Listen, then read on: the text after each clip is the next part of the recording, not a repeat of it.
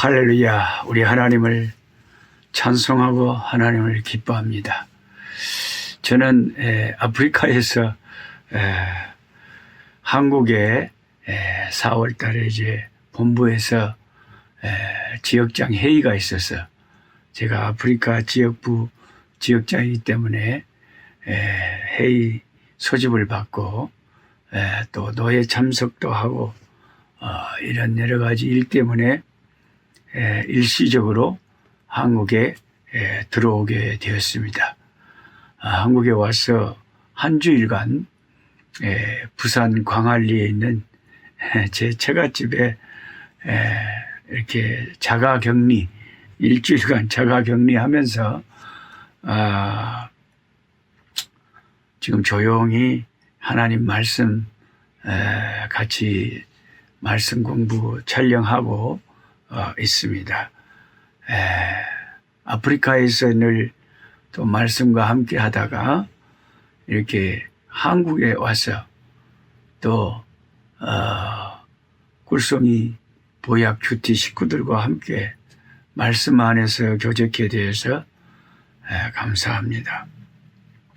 오늘 2022년 4월 첫째 날 금요일입니다. 항상 그 달의 첫째 날은 올싹 기도회를 저희 꿀송이 보약 큐티에서 올해부터 하고 있습니다. 그래서 오늘도 변함없이 4월 1일 오늘 한국 시간으로 밤 8시에 그 1시간 동안 여러분이 똑같은 꿀송이 보약 큐티 이 채널로 보시면은 여기서 생방송으로 기도회를 4월 한 달을 하나님 앞에 놓고 기도하고 또 지난 한 달을 감사하면서 올싹 기도회를 하도록 하겠습니다. 한 100명 정도가 유튜브를 통해서 또 같이 기도회를 하니까 참석하신 분들은 참 좋아를 하십니다.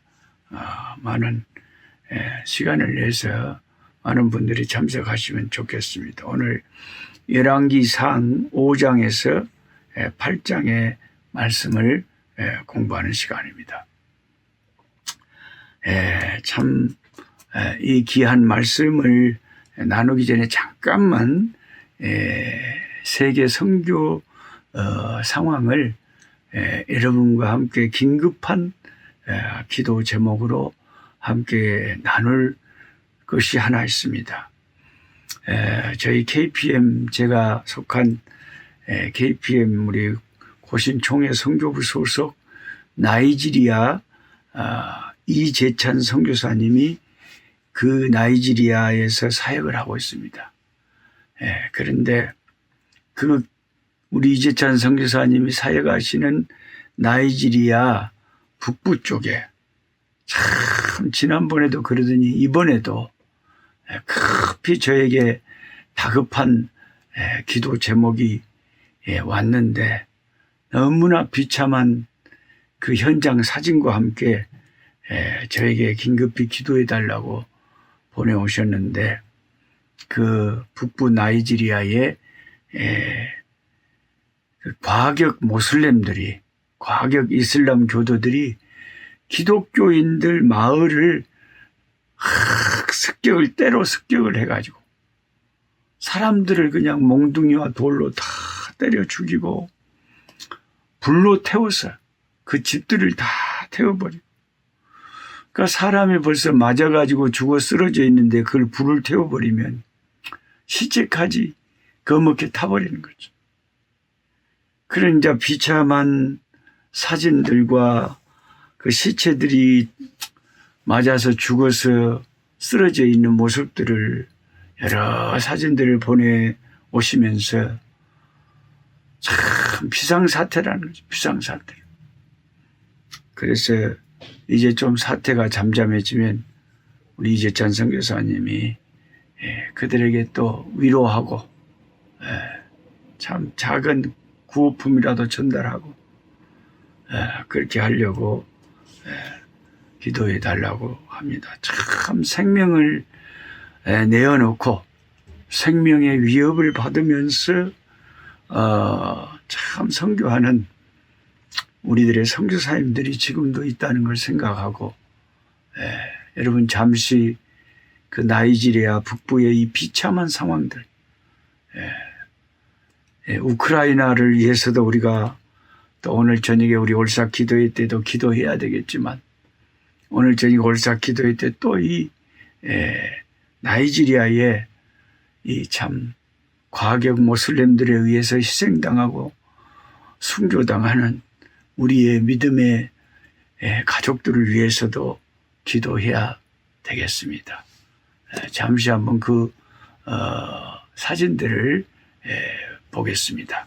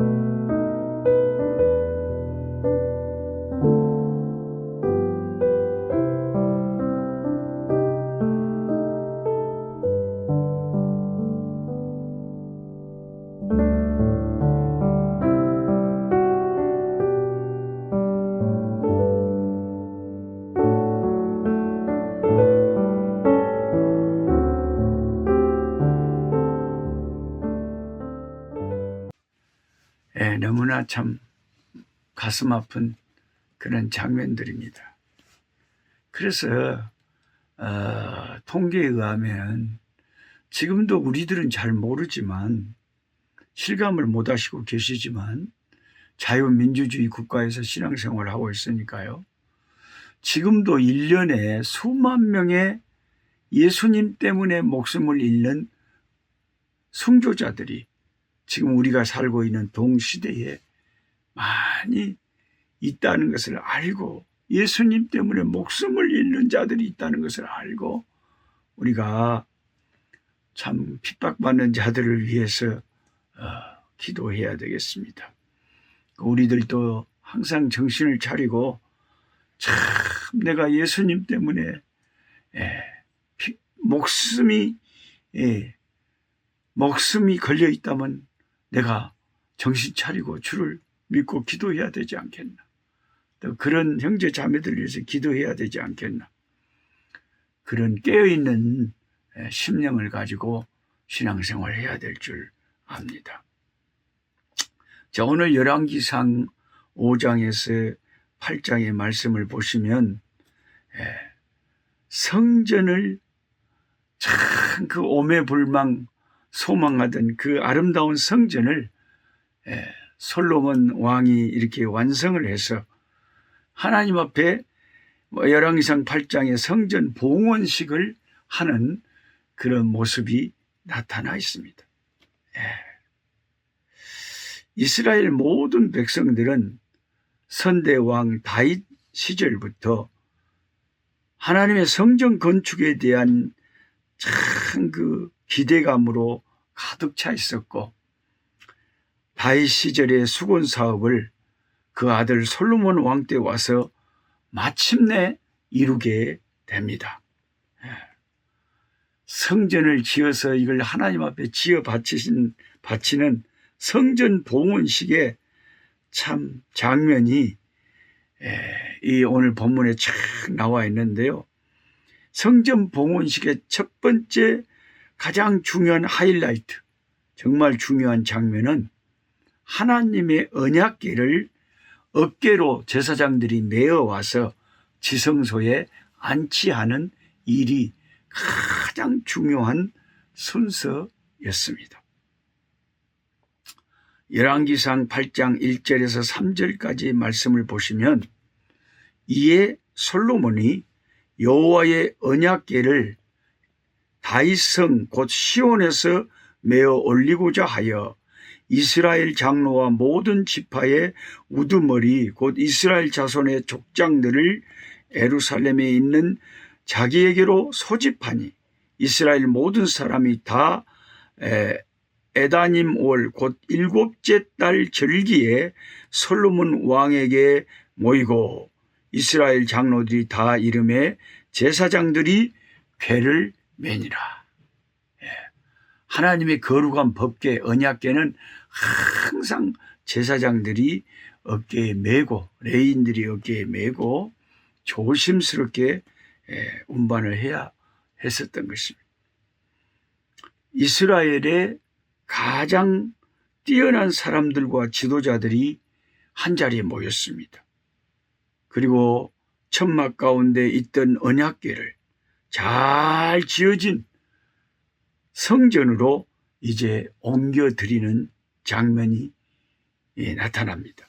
성전 봉헌식의 첫 번째 일이며 가장 중요한 일이요 봉헌식의 핵심적인 순서라고 할 수가 있습니다. 열왕기상 8장 9절 말씀을 보십시오.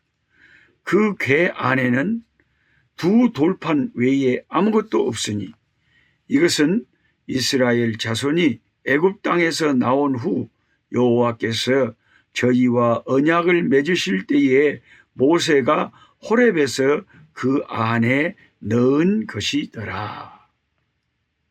하나님의 언약궤는 금으로 입혀진 궤짝 같은 것이었죠. 그 궤짝 안에 십계명이 적힌 두 돌판밖에 아무것도 없었다고 합니다. 원래는 모세가 언약궤를 만들고 그 안에 넣어둔 것이 세 가지였죠. 십계명 두 돌판과 아론의 쌍난 지팡이와 만나를 담은 항아리, 이 세 가지였습니다. 그런데 아론의 쌍난 지팡이하고 만나를 담은 항아리는 어디론가 사라져 없어져 버렸습니다. 언제 사라졌는지, 어떻게 사라졌는지는 우리가 알 수가 없습니다. 이 법궤를 한때 몇 달 동안을 블레셋에 뺏긴 적이 있잖아요. 이방인들이 호기심이 있어서 그 안을 들여다봤을 것이고, 그러다 보니까 거기에 종기가, 독종이, 하나님의 심판이, 재앙이 그 언약궤가 이르는 곳마다 이를 수밖에 없었겠죠. 함부로 그렇게 다루니까 참 이스라엘 백성이 못할 일을 했어요. 그 거룩하신 하나님의 언약궤를 성막에 두어야 될, 지성소에 두어야 될 그 하나님의 언약궤를 이방인들에게 빼앗겼어요. 이방인들이 함부로 다루게 했으니 얼마나 하나님이 속상했었을 거예요. 참 기가 막힙니다. 그러다가 이제 그게 분실돼 버린 거예요. 그 아론의 쌍난 지팡이하고 그 만나를 넣었던 항아리는 없어져 버린 거죠. 그나마 가장 중요한 그 십계명을 담은 하나님의 말씀이 적힌, 하나님이 친히 돌판에 새겨주신 그 말씀의 두 돌판이 그 안에 있는 것이 얼마나 다행인지 모르죠. 그러니까 아마도 이 이방 블레셋에서, 원래 이방인들은 어떤 부적이나 이런 것을 좋아하지, 우상 섬기는 자들은 말씀을 좋아하지 않잖아요. 우리 예수 믿는 우리들이야 말씀 중심의 신앙이지만, 여러분 무속신앙 믿는 사람들 봐봐요. 뭔가 부적이나 눈에 보이는 우상, 손에 잡히는 것, 그런 걸 좋아하지 진리의 말씀을 사모하는 것은 우리 기독교인들이죠. 그래서 우리 기독교인들의 신앙은 말씀의 신앙이라는 거죠. 너무 귀한 거죠. 이 십계명 두 돌판이 유일하게 거기 남겨져 있었다는 것이, 그 언약궤 안에 있었다는 것이 그만큼 하나님의 돌보심이 있었다는 거죠. 그거 잊어버렸으면 아무 의미가 없는 거죠, 언약궤. 그래서 열왕기상 8장 10절부터 이렇게 적혀 있습니다. 제사장이 성소에서 나올 때에, 이제 성소에서 나올 때라는 것은 그 언약궤를 지성소에 모셔놓고 나올 때에 어떤 일이 벌어졌다고 합니까? 구름이 여호와의 성전에 가득하매 제사장이 그 구름으로 말미암아 능히 서서 섬기지 못하였으니 이는 여호와의 영광이 여호와의 성전에 가득함이었더라. 구름이 가득 성전에 찼는데 제사장들이 움직이기가 힘들 정도로 구름이 가득 찼어요. 근데 그게 여호와의 영광의 구름이었다. 그게 여호와의 영광을 상징하는 구름이 성전에 가득했다는 거죠. 여러분, 구름 속에 있어 본 적이 있으십니까? 물론 비행기를 타면 비행기가 구름 속을 지나갈 때도 있지만 실제로 우리 몸으로 내가 직접 구름 속에 신선도 아닌데 들어가서 딱 실제로 있어 본 적이 여러분 없죠? 저는 하나님의 은혜로 있습니다. 남아공에 오시면 케이프타운이라고 하는 세계적인 그 유명한 관광 도시에 가면요, 테이블 마운틴이라고 하는 유엔에서 정해진 아주 참 멋진 관광지가 있어요. 테이블 마운틴이라고. 겁나게 높은 산이 또 테이블처럼 상처럼 팽팽하게 꼭대기가 그렇게 돼 있어요. 그래서 거기서 막 걸어 다니는 거예요. 근데 그 높은 산에 팽팽하게 테이블처럼 돼 있는 그 산을 걸어 다니면 이제 바다도 보이고, 대서양 바다도 보이고, 거기서는 인도洋보다는 대서양 쪽이니까요. 그러고 이제 그 케이프타운 시내가 보이죠. 그런데 대부분 구름이 안개와 같이 쫙 와서, 그 테이블 마운틴 정상을 덮어버려요. 꼭 그냥 우리가 상을 테이블로 하얗게 덮어볼 때끼 그렇게 덮어버려요. 그러면 여러분, 구름 속에 신선처럼 우리는 있어갖고 앞이 잘 안 보이니까 더듬더듬 잘 걷기는 힘들지만, 앞이 보이지는 않지만, 전망은 안 보이지만 너무 신비한, 아주 신비한 기분이 들어요. 여러분, 큰 높은 한 1600m, 700m 되는 그 높은 산 꼭대기에 올라갔는데 구름이 여러분을 확 휘감고 덮어버려갖고 앞이 잘 안 보이고 구름 속에 들어갔다고 생각해 보세요. 그 기분이 얼마나 그 신비하겠어요. 신비한 느낌이 듭니다. 그런데 그게 일상적인 이런 물리적인 구름이 아니라 여호와의 성전의 구름은 하나님의 영광을, 임재를 나타내는 구름이었다는 거죠. 그러니까 하나님이 얼마나 기뻐하셨으면 그 성전을 기뻐하시고, 그리고 그 성전에 그 언약궤를 안치했을 때 하나님이 그 기쁨의 표시를 딱 드러내셨는데, 그게 여호와의 영광이 여호와의 성전에 쉐키나의 영광이 가득했다. 그것을 히브리어로 쉐키나라 그러는데, 성전에 가득한 하나님의 영광을 쉐키나라 그래요. 그러니까 여러분, 성경에서 구름은 종종 하나님의 영광이 상징할 때가 많습니다. 예수님께서 구름 타고 다시 오신다고 할 때, 맞다, 뭐 예수님이 손오공이다냐, 왜 구름을 타고 오신다냐. 성천하실 때도 천사에 이끌려서 구름 타고 가시다는 것은 영광 중에 성천하신 것이고, 다시 구름 타고 천군 천사와 함께 오신다는 것은 영광 중에 나타나신다 그 말이에요. 그러니까 그 구름이 성경에서 여호와의 영광과 긴밀한 관계가 있다는 것을 함께 성경 공부하시는 여러분은 꼭 기억해 놓으시기를 바랍니다. 그 열왕기상 7장에는 성전 외양을 화려하게 만들고 성전의 내부도 최상의 재료를 써서 단장한 기록이 쭉 나와 있는데요. 근데 그때는 여호와의 영광이 구름 가운데 임하셨다는 말씀이 기록되어 있지 않습니다.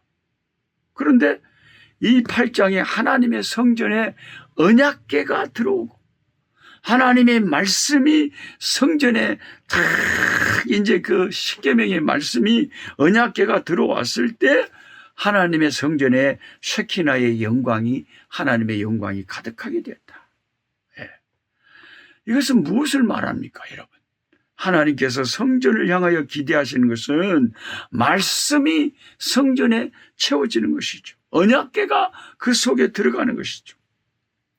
오늘 저와 여러분 우리 교회에 이제 신약에는 우리 육신이 하나님의 성전이라 그러는데 우리가 우리 속에 하나님의 영광이 충만하기를 원한다면 하나님의 말씀으로 저와 여러분의 심령이 채워질 때에 우리가 하나님의 영광을 맛보기가 쉬운 거예요. 하나님의 말씀으로 우리 심령이 채워져야 된다. 하나님의 성전을 말씀으로 채우기 위해서는 성도들과 목회자들이 함께 노력을 해야죠. 목회자는 끊임없이 하나님 말씀을 선포하고 바른 말씀을 선포하고 성도들은 그 말씀에 아멘하고 그 말씀을 사모하고 그 말씀대로 순종하고 살 때에 그 교회가 하나님의 영광이 가득하고 그 성도들의 삶에 주의 영광이 나타난다는 것입니다. 오늘 또 저와 여러분이 꿀송이 식구들 하나님의 말씀으로 하루를 시작하는 것이 하나님의 은혜입니다. 하루하루 말씀으로 우리의 성전된 우리의 심령을 채워갈 때 반드시 말씀이 심령에 임하여야 하나님의 영광을 볼 소망이 있다 하는 것입니다. 솔로몬의 성전이 아무리 금으로 반짝반짝하고 대단히 영화스럽고 훌륭하다 할지라도 하나님은 건물의 그 외양을 기뻐하시는 것이 아니라 거기에 언약궤, 십계명이 새겨진 그 돌판이 들어있는 언약궤가 들어올 때 영광으로 성전을 가득 채운다는 것을. 그래서 우리의 삶이 하나님의 영광으로 충만하려면 하나님의 말씀으로 충만해야 된다는 것. 이 사실을 기억해야 되겠습니다. 오늘 이 하나님의 성전 봉헌식의 말씀을 나누니까 우리가 이제 저는 개인적으로 내년에 올 연말까지 이제 선교센터 구입을 완성하고 다 준비했다가 내년에 이제 그동안 힘써 주신 우리 카프카 이사의 이사장님과 또 그 이사님들 그리고 우리 아비선 회장 목사님과 또 우리 아프리카 선교를 위해서 또 선교센터에 함께 동참해 주신 수백 명의 그 귀한 분들 그래서 오실 수 있는 분들은 아프리카 선교센터에 모셔서 그랜드 오프닝 큰 이 그랜드 오프닝 세리머니 큰 봉헌 하나님께 바쳐드리는 그 성령 축제 하나님 앞에 예배를 그 우리 흑인 목회자들 수백 명을 또 모시고 우리 신학교 학생들 다 또 함께하고 그리고 많은 한국의 귀한 믿음의 동역자들 모시고 함께 하나님께 영광을 돌려야 되겠다. 그런 생각을 시방부터 저는 마음속에 품고 있습니다. 여러분들도 준비하시기를 바랍니다. 인생 뭐 별거 있습니까? 우리가 살면 얼마나 산다고. 참 그 아프리카 선교지 한번 정말 마음 먹지 않으면요 죽을 때까지 못 갑니다. 세상 사람들 뭐 이제 여행 간다 한데 여행 가면 못 한답니까? 여행도 되고 선교에 또 역사도 동참하고 하나님의 나라 복음 위해서 이렇게 함께하는 그런 일에 해외여행도 하고 그런 것이 너무나 복된 일이 아니겠습니까?